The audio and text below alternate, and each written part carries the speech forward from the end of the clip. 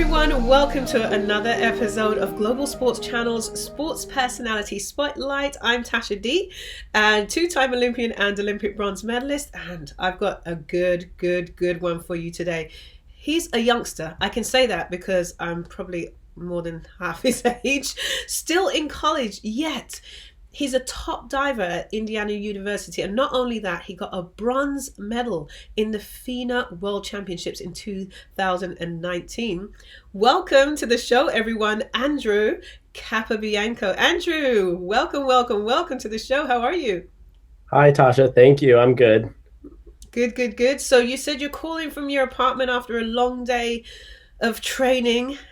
Yes. How are you feeling? Probably a little bit low in energy, right? Yeah, a little bit. So we had a pretty early morning practice this morning and then afternoon practice and then weight training right after that. So Tuesdays and Thursdays are our big days. We have 3 training sessions. So three definitely a little training tired sessions. tonight, but feeling Oh good. my goodness. So what time does the typical day start if you've got to fit in 3 training sessions plus studying plus going to class? Oh my gosh. What Yeah. time is all this happening? I start the day, well, I'll get up around 5:45, but practice starts at 7. So and now in the COVID world that we're living in, we have COVID testing at 6:30. So that's right before practice. And then so starting the day pretty early, but it's nice. Wow. I think as soon as you say 5 something in the morning, that probably eliminates all the people that that were thinking about getting into diving. I Speaking of know. getting into diving, how did you get into the world of diving? Yeah, so I did gymnastics when I was younger. I tried Oh, like a bunch of different sports. My dad obviously played the normal like baseball, basketball, football, and none of those ones really worked for me. So I started gymnastics when I was 9, and then I actually went on a field trip with my middle school. We went to like a town pool, and just there were diving boards there, and I was just like doing my gymnastics flips, which I thought were gymnastics flips, off of the diving boards.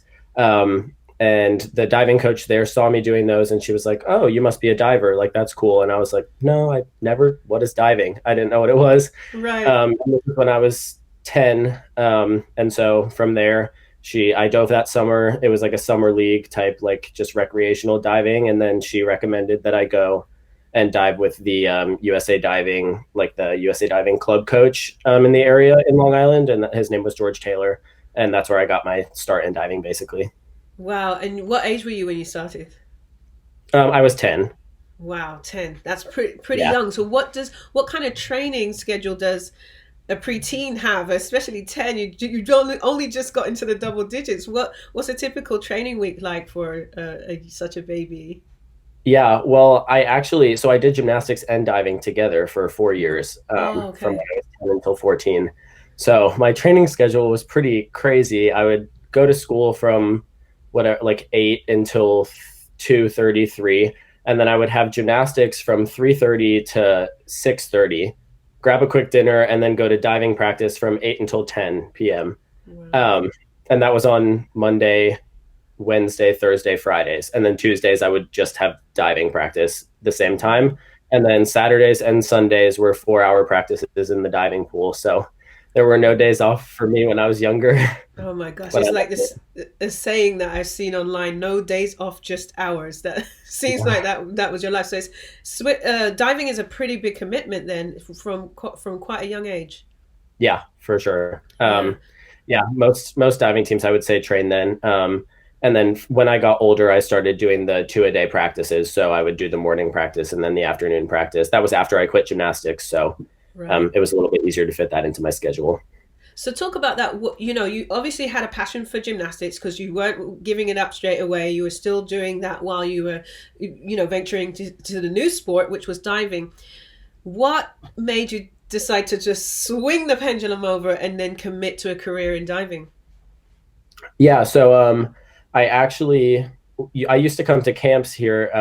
I started going to camps at Duke University for diving, and the Right. coach there at the time was the 2012 head Olympic coach Drew Johansson, who's the coach here now at Indiana University.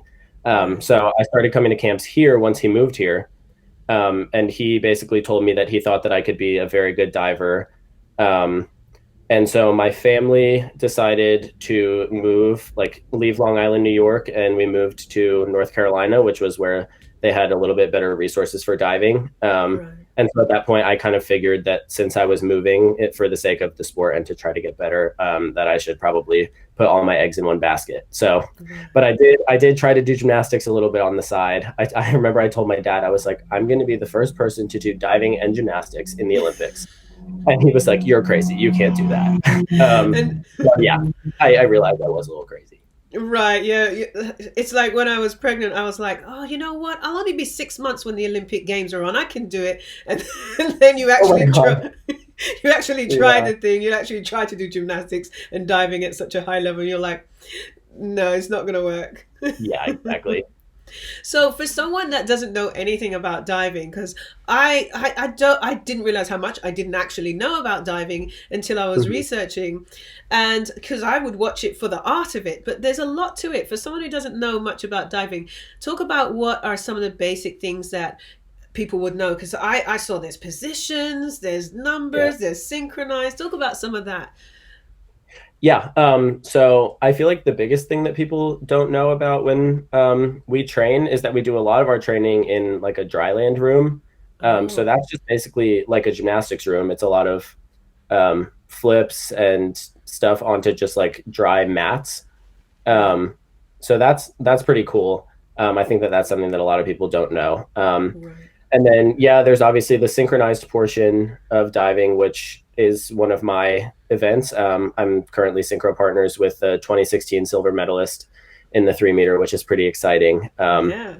So we have high hopes for this coming year. And then, other than that, there's a bunch of dive numbers. They all kind of equal different things. There's different categories of dives. So there's like the forward dives, backwards, and then reverse, which is like a gainer, and inwards. And then there's twisters as well. So you have to cover all categories when you're competing, which is what I think makes diving pretty interesting because you know, I'm personally very good at like the front and inward categories, whereas like I kind of lack in the back and reverses. And so it's kind of fun to work on your weaknesses as well as work on your strengths.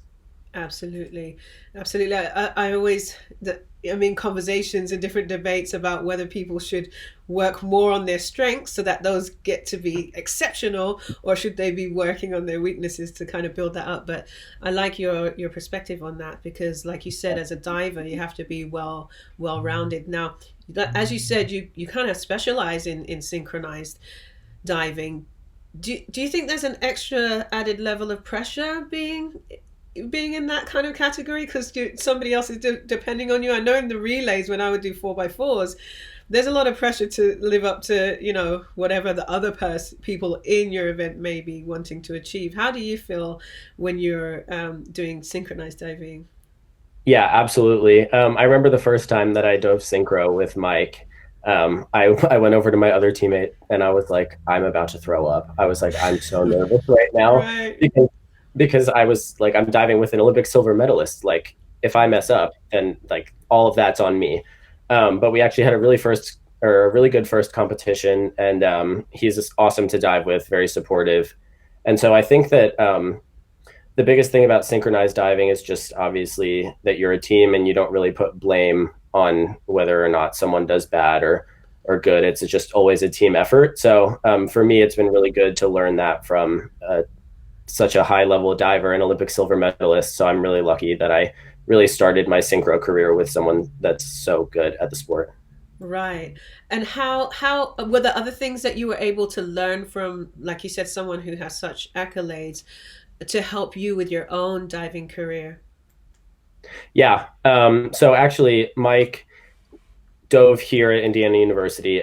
So the whole time I was here, even before we did synchro, I got the chance to learn from him, learn a lot about competing. He's one of the best competitors in our sport. His just mental strategies going into the competitions are really impressive. So for me, that was really important to learn from him. And I think that I'm definitely starting to become more of a great competitor like he is. So that's pretty exciting. But yeah, it was just great to learn from him as well as Jessica Parado and James Conner, who were also two Olympians that were on my team. Right. Having great role models on my team is what really I think got me to where I am. Right. And what are some of the mental strategies that you use now that have gotten you to such a high level with your diving? Yeah. So on competition days, I try to really, so diving is obviously a very, like, you need to be very calm when you compete in a diving competition. I know some sports we were paired with swimming, so the swimmers are a little bit more rowdy when they compete. They kind of like get going. We need to be a little bit more like Zen mode. Yeah. So um, I try to keep all my emotions very, very stable throughout the whole day of competition. So even when I wake up in the morning, just really trying to like not let anything get to me. I don't really smile very much on competition days, which sometimes is a little bit like intimidating to others, or like people will be like, oh, he looks angry. But I'm not really angry. I'm not really happy. I'm just kind of flatlined. Yeah. I think that that's the best way to do it for a sport like mine because you kind of just need to be like in your zone and you can't let anything shake you. Right. You're so right about the differences in the same sport, but between events. You'll Yeah. see on the track the sprinters are jumping up and down, listening to rap or rock and roll, and the distance runners are, like you said, zenned out. Yeah. So yeah, you definitely need different strategies for different events. Now, as you mentioned, your parents upped your guys' lives from New York to support you in your career and moved to Indiana. What was that like? Was that a tough transition going from, everything you've known to university, really getting more and more professional, whole family, the pressure of them up, you know, taking their whole life and moving it. What was that whole process like for you? Is that tough, or was it an adjustment, or did you kind of just sail right in there? It was pretty easy for me to settle in, mostly because we didn't just move to North Carolina for my diving. Oh, okay. My older brother is currently in vet school at North Carolina State, so that was one of the reasons why we also moved to North Carolina. Gotcha, And gotcha. then both of my parents had recently been retired, so they kind of were like, okay, this is a great move for us. So it wasn't just me that kind of made the move, but I was kind of Right, like the major factor in it. right. But the team at Duke Diving where I went was completely supportive of me as soon as I came, so that made the transition really easy. And I've never really felt like any extra pressure because of the fact that I moved for diving. It was kind of just like an opportunity for me to hopefully reach my goals, and like that was really exciting to know that my parents did that and my brothers sacrificed for me to try to reach my goals. I love it. Love it. Now, many athletes suffer from injuries or different issues that really interrupt their training. How has that end of the spectrum been for you? Have you managed to, because even though you're still really young, you're in your early 20s, you have been competing and putting a lot of pressure on your body for a very long time. How have you managed with that? Yeah, injuries were definitely something that I have dealt with, especially coming from gymnastics. All that pounding over the years, especially on my young and maturing body, wasn't great. And then I started as a platform diver mainly when I was younger, and the platform diving is definitely harder on your body. Right. Um, Coming from 10 meters up, 30 feet, when you hit the water wrong, it doesn't feel great. And I definitely had my fair share of smacks. So my body right now is doing really well. I have had some back injuries in the past, and I've had some really great like physical therapists and athletic trainers to get me through that. But other than that, I've been actually very fortunate with injuries. Um, I've been keeping myself pretty healthy, and that's to no small part to the athletic trainers that have been with me. That's great. Now, when you do get injured, like you said, you mentioned you had some back issues. What's the protocol? Do you have to completely take time off? Do you go to the dry area more? What's the process for making sure you can get back to your full A game? Yeah, the back is a little bit difficult because obviously that's the kind of center of everything. So when I hurt my back, it was pretty difficult to do training at all. Right.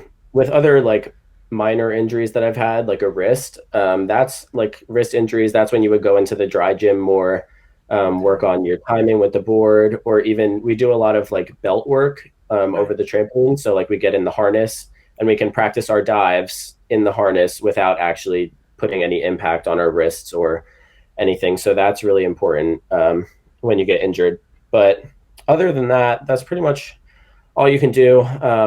When I hurt my back, I just did a lot of like ab exercises, pretty much anything I could to try to make myself better while also not making the injury worse. So something Yes. my dad always used to tell me is that like work the parts that you can and work your weaknesses while you're recovering from the injury. And that's what I always kind of tried to do.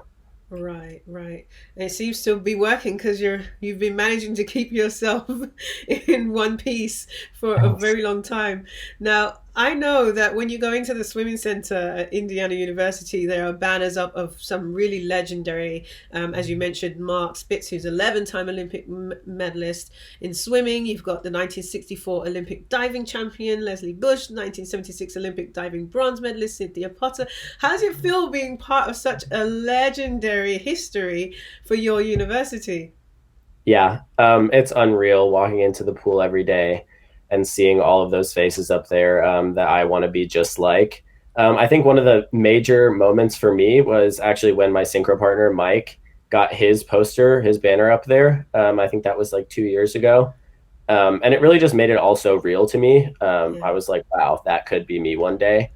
And those faces on the wall are people just like me who came in here with goals and with dreams. And obviously, Mike has achieved them and has some more. And hopefully, I could be just like that. But it's amazing to be a part of such a historic program. And it's really special to all of us at IU, actually, because the first diving coach at IU, his name is Hobie Billingsley. He still comes to the pool and tries to put his 2 cents in about coaching. He's 92, so it's pretty Oh, funny when he comes to the pool. He wants us to do all these crazy dives, and but we really enjoy it, and it's great to see the history behind the program. wow. That's so cool. I just can imagine this little old 90-something-year-old coming in. So do one of these, do one of these. But Exactly. He's still kicking though. I love it. Now you are already on your way because as far as Indiana's concerned, you've been four-time All-American. You've been Big Ten Diver of the Year, Big Ten Distinguished Scholar, academic All Big Ten, two-time Big Ten Diver of the Week. That's just to name a few things. You started at 11, but then in 2019, even with all these accolades, that was the first time you hit 100 points on a dive. What was that feeling like? And when you hit that water, did you know that it was a 100-point dive? Yeah, that was amazing for me. That's one of my favorite dives, the front 4.5, and it's one of the harder dives that is being competed in the world. But for some reason, my coaches got me really prepared for that one, and I love that dive. It's pretty natural for me. So going into that one, I was like, I need a big dive. It was at the NCAA championships, and I knew that I needed to do a really good dive. And yeah, as soon as I hit the water, I was like, that could be the 100 points that I've been looking for a while. I love it. I came up and it was awesome. All my teammates cheering, but yeah, that was pretty special and definitely set me up for some higher goals in the future. Right. Now I know a lot of people say it's easy to get the A, the 100-point dive. It's hard to keep it. How do you feel about that? What's the process to keep repeating those types of performances? How hard is it? It's pretty hard. We do a lot of video analysis here at IU. My coach Drew Johansson is one of the best video analyzers in the world when it comes to diving. So for us, it's all about analyzing the past competitions, seeing, well, how did I do that 100-point dive, and then going back and trying to recreate that and even make it better because I think I got nines on the dive. So there's still a little bit of room for improvement. Right. But yeah, just basically about analyzing it, trying to recreate it, and just tweak those small little details to get it to be perfect. I love it. Now, 2019, from everything I've seen, was a huge year for you. Like so many things just falling into place and clicking, 100-point dive, lots of things coming together. What do you attribute that to? Why was 2019 so special for you? I think that I had been coming like on the scene a little bit each year, little by little, and I think 2019 was definitely where I started just feeling the most confident in myself and in my diving abilities. And so I think that it kind of was like a little bit of a spiral. The NCAA championships happened first. I did really well there. And then I qualified for the World Championships and the Pan American Games.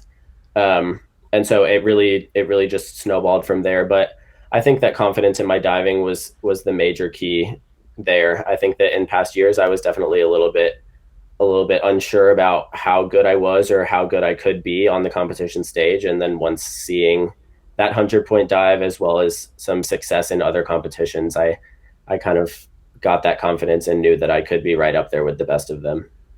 Right. And I know that people will say, even myself, that part of building your confidence is actually doing the thing. And like you said, you've been doing it over time, which has helped you with your confidence. A lot of people will look at sports and say 80, even as high as 90% of it is the mental side of the game.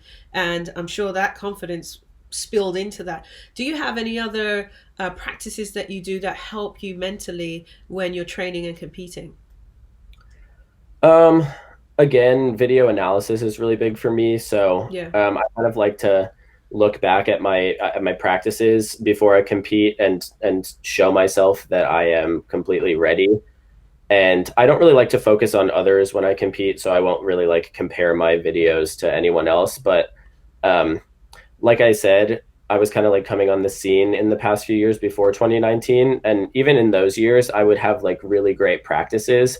And Right. then in the competitions, it was all about confidence. And I kind of just didn't have that. So then I would kind of falter somewhere in the competition and then I would drop myself down. But um, then knowing like that I had those dives in practice all those years in the past and then just leading up to 2019, um, I just felt confident. That's pretty much it. Right.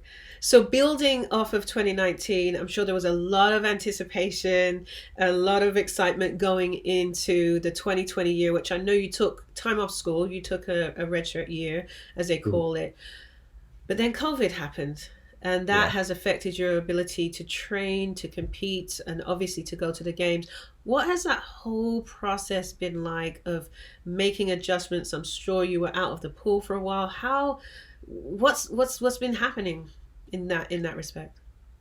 Yeah, so at first it was obviously just crazy.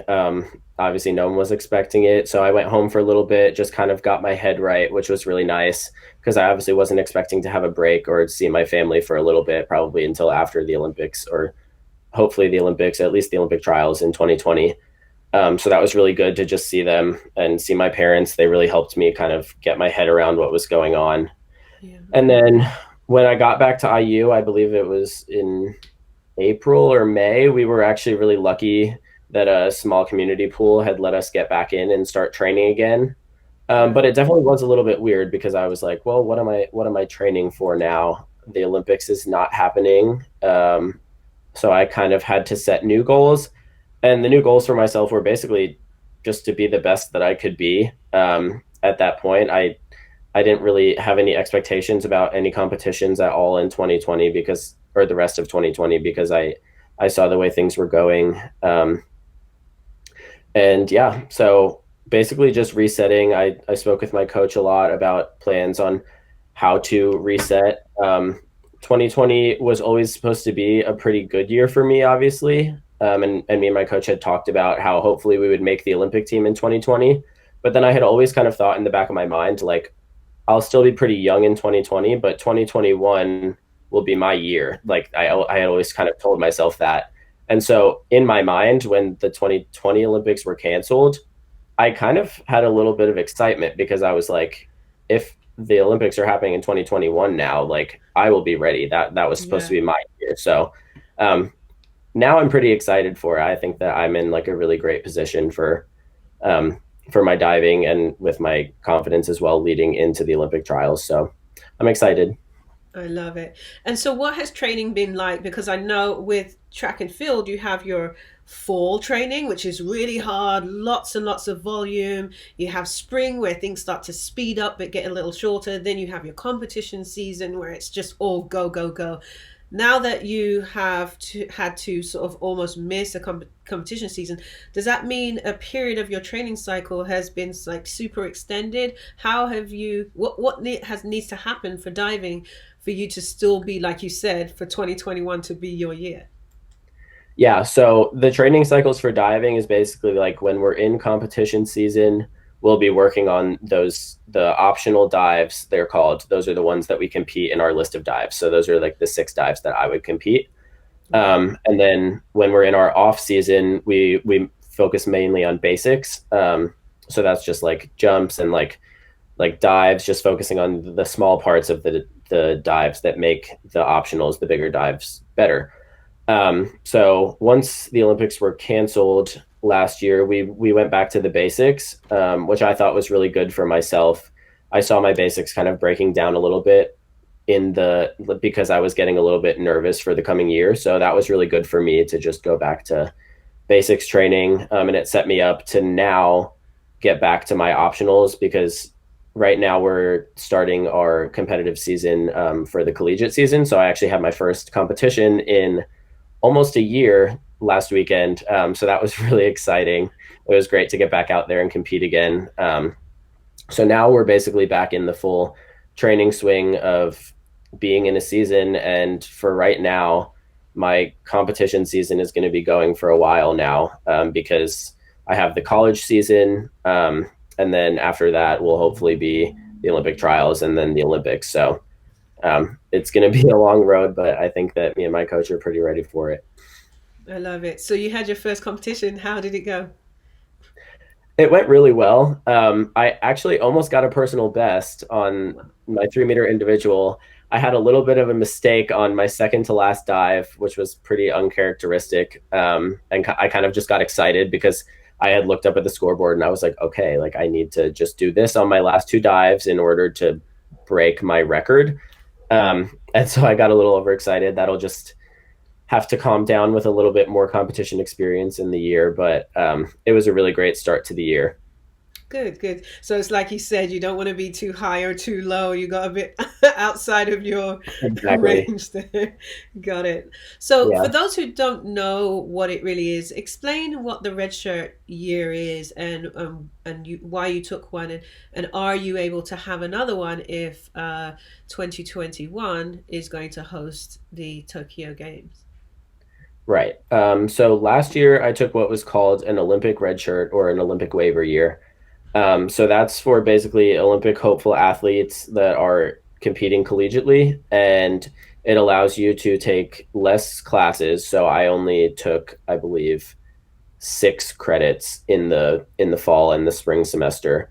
Um, and it allows for more training time basically, and then also you don't compete in the college season. So I didn't compete at all last year for IU. It was mainly just focusing on competing for the US. So it's really important. I watched Jess and Mike do that leading up to the 2016 Olympics. So it was nice to have them to kind of like follow in their footsteps, and they kind of walked me through the Olympic redshirt year. Now leading into this year, I could have the option to do another redshirt year, I believe, but I don't think I'm going to do that. I think that it might be good for me to have some competition experience, since we haven't competed in so long. So the college dual meets and the championship season, the like the Big Ten championships and NCAA's, I think that that'll be like kind of good competition experience for me leading into the Olympic trials and the Olympics. So yeah, not going to plan on taking the red shirt year, but it is an option, and I think it's a great thing that they allow us to do. Yes, absolutely. But that, like you said, it will be good. You may be able to use that time to dust off some cobwebs and do a bit more competing than we've been able to do with everything that's going on with COVID. Now, Mhm. obviously, Andrew, the better you get, the more the expectations, not only from yourself but from outside, which for some athletes can be really can be really difficult. You know, they tend to start to suffer sometimes from mental health issues, or just the ability to cope with it can be a really, really a huge strain. How do you cope with the demands that you have from yourself wanting to perform, from the sport itself, and while managing an academic career as well? How do you keep yourself balanced and even keeled? Yeah, so it's interesting you say that, and interesting that we talked about how 2019 was such a big year for me because the summer leading up to when I left for the World Championships and the Pan American Games, I had a few of the worst weeks that I've ever had. I just was not in a good place leading up to that, and I was not feeling good about my diving, or really, I just was not in a good place. And then after that summer, actually, this is kind of why I look at things and I kind of find like the blessing in disguise in things. And I feel like the blessing in disguise for me for COVID was that I kind of had some time off of diving and I kind of got to figure out who I am outside of the pool, Right. which was really great for me. Um, so I think that to deal with the mental toughness and kind of like the hardships of sport, you kind of have to like rely on knowing who you are outside of sport as well. Because I think that sometimes when we are obviously athletes at such a high level, we kind of see ourselves like I'm like, oh, I'm Andrew Capobianco and I am a diver, but I'm also a son, I'm a friend, and so there's so many different things outside of diving that you need to lean on. And so for me, obviously that summer was really important. I think it really set me up to have kind of a great year this year because now I don't really see my worth just solely in diving. I know that there are things outside of diving that I love to do. Um, so yeah, I think that just being well rounded and having things outside of sport is really important to try to deal with like some of those mental struggles that may come. Right, absolutely. I totally agree with that. I remember just watching some other athletes, and they were so deeply attached to the sport that if anything went wrong, they just would fall apart. So, like you said, having that well roundedness. I remember reading that you have also done some trampolining, and I was so excited because when I did an interview, I was talking about the fact that I would do netball and trampolining, and like they were laughing because I did trampolining, but I was like, Yeah. you know what? One of the top divers used to do Yeah. trampolining, so I'm one of the cool kids right now. Oh yeah. I used to have the trampoline in my backyard and me and my brothers would just go on there. It was so much fun. It is. It's so much fun. Now, Mhm. speaking of fun, it seems that you really enjoy doing things that involve giving back. You've been involved in the Lunch Buddies program and mentorship programs at Indiana U. Talk about what has inspired you to participate in that. A lot of athletes your age are not thinking about giving back or things like that. They're, obviously they got a lot on their plate. School, sports. What's inspired you to take the time out, and what are some of the things you've been involved in? Yeah. Well, I think my inspiration for giving back in those ways is definitely my parents. They're some of the most selfless people that I've ever met, and they're always trying to give back in any way that they can. So I think that they really raised me and my brothers to try to give back when we can, and I'm really grateful for that. Here at IU, some of the things that I've been involved in, we did, and there's the IUDM, the Indiana University Dance Marathon. And that is basically trying to raise as much money as possible for the Riley Children's Hospital, um, for cancer research and for the patients there. So it's pretty fun. It's like a 38-hour dance marathon. They let the athletes not dance for 38 hours because that's kind of detrimental to our training. Right. But That might be the end of the university program. exactly. But it's really fun. We try to get as many donations as possible, and we get to meet some of the Riley children and their families. So that's been really awesome, and definitely made some of my time at IU a little more special. As well as right now, I'm a Hoosier Hero mentor. So basically, I mentor some of the freshman athletes that come in to IU, which I think it was a really important part of my time here, having my mentor to look up to and to get some ideas from about how to live on campus and all the things about IU that I needed to know. So it's been really great to give back in that way to some of the freshmen who are coming in. And it's actually pretty interesting because it's not just, I don't just get athletes that are divers. Right now I'm a mentor to a wrestler and someone who's actually in track and field. So it's been pretty cool to kind of like hear their stories as well. So yeah. Right. And so, what are some of the common challenges that you find with the incoming freshmen and areas that they need mentorship with? I think the biggest thing that I try to tell all of them is to just try to have a good balance. I think that coming in, there's so much expectation put on performance in sport and performance in school. And I know that something that I struggled with a lot was having a social life outside of the pool and outside of the classroom. And so I think I definitely try to tell them to just try to focus on having some type of balance between those three things. Um, Coming in. And I think that if you do find that balance, then you're going to be really successful. Um, that's the main thing that I try to tell them. And then basically the other stuff is just kind of like small tips about how to get around campus or how to find your lunch or stuff like that. But Right. Oh, lunch. Yeah, that's probably the number one thing they want to obvious, know. yeah.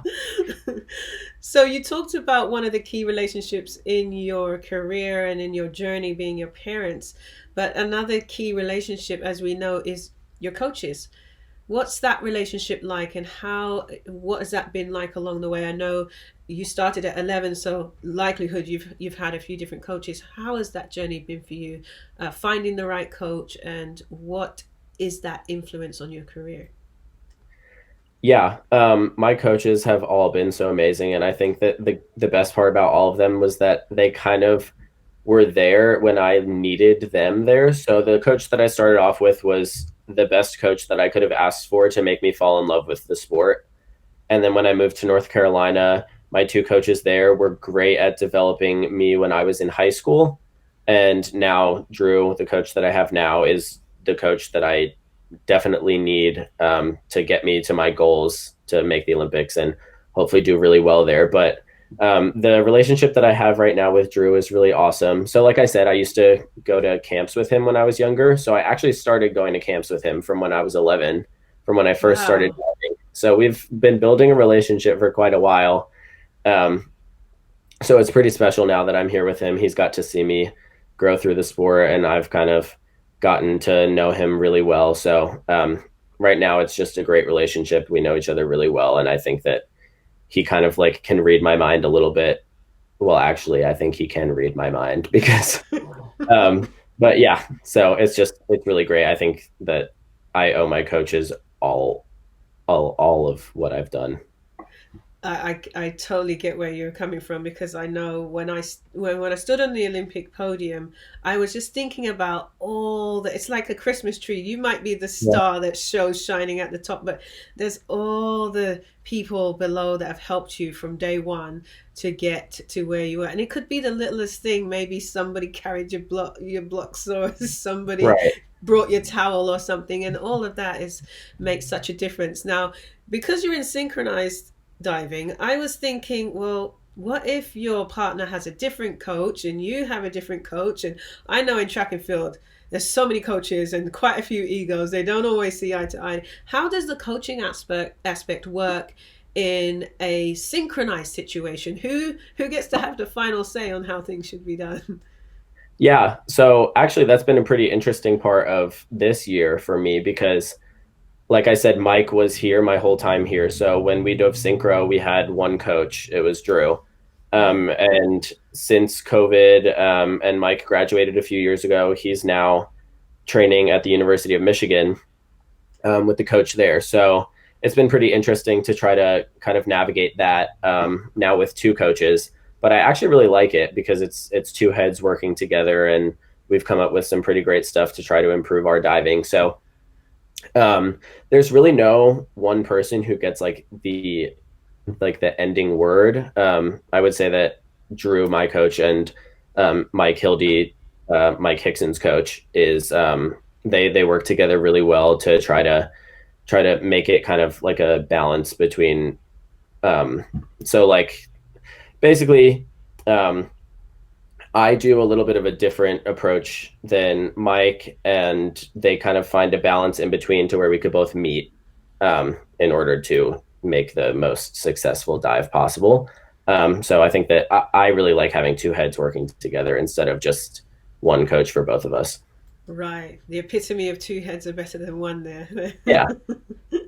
I love it. So, given that you started at such a young age, what advice would you give to somebody who's interested in getting into diving now as a youngster? Is there any key things that you would say, oh, you should look out for this or really focus on that? Because often parents are not familiar with the sports and they're just kind of putting their kid in something to keep them busy. What advice would you give to a young up and coming following in your footsteps? Um, Basically, the advice that I would give is just to try and fall in love with the sport and then never really like lose that, because I think that as you do progress in the ranks, it's definitely easy to like lose the reason for why you started. So I think that if you know why you started and then you just like keep that with you your whole time diving, I think that it's like a lot easier to enjoy yourself all your time while you're diving. And I think that that's something that I have to remind myself of a lot, is like, why did I start diving? Right. Um, and that's really helped me like stay grounded while I train and while I'm training for such big things. Absolutely, absolutely. Well, Andrew, it's been a super pleasure having you on and really getting to know you and get to know more about diving. I really didn't know Yeah. much about it prior to learning more about you. So I am just really grateful. And I know you've had a long day, so I really appreciate you squeezing us in. Before you Of go, though, I course. just want to have a little fun with you. I always like to Yeah. play this game of this or that. So you're All just right. going to pick one thing or the other, right? Just a silly Okay. fun game. Okay, so Android or iPhone? iPhone. Training or competition? Competition. Fruit or vegetables? Vegetables. Oh, New Yeah. York or New York or Indiana? Um, Indiana. I knew that would be a tricky one for you. Don't send in any hate mail, New York. We I still know, love you please. I too. love you still. We still love you. Andrew, what do you want the world to know? What do I want the world to know? I want the world to know that the one thing that I really focus on is that everything happens for a reason. And that's one thing that my mom has told me through my whole life. So I just want everyone to, even if something negative in your life happens, to always try to find the positive in that, and just keep working through it and keep working towards your goals. Because if you always look towards the positive, then you're definitely going to reach them. Fantastic, fantastic advice from such a young, wise soul there. Now, Thank Andrew, you. I know that you're going to have some fans. There's some brand new fans who will be watching this. If they want to follow you and keep up with you, where can we find you? Yeah. So my Instagram is AJCapo99. And then my Twitter is the same thing, AJ Capo. I think there's an underscore. So AJ Capo underscore 99.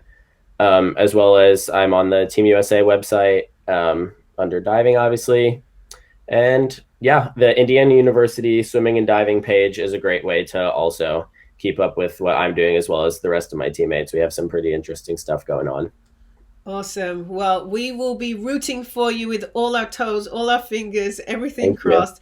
We wish you all the best. I'm so excited. I hope that the future holds for you everything that you wish and dream. Thank you so Thank you, much for Josh. being with us. Thank you. Have a good night. Bye bye, you too. Wow, so young and so humble and so even. Like I wish I had a little bit of his cool, calm, and collected when I was growing up. But it's just so awesome to see someone so young who kind of really has it together and is on the right path. So interesting to look into his world and how he's coping with the way things are today. I never had to deal with anything like COVID, but he seems like he is really taking it in his stride. So we are wishing him all the best. I really enjoyed that. Really enlightening. I didn't know a thing about diving before I looked into Andrew's career. but I've learned now, so so that's awesome. Anyway, follow him. Make sure you keep up with his career. Wish him good luck when he goes out there to compete. And until next time, ciao for now.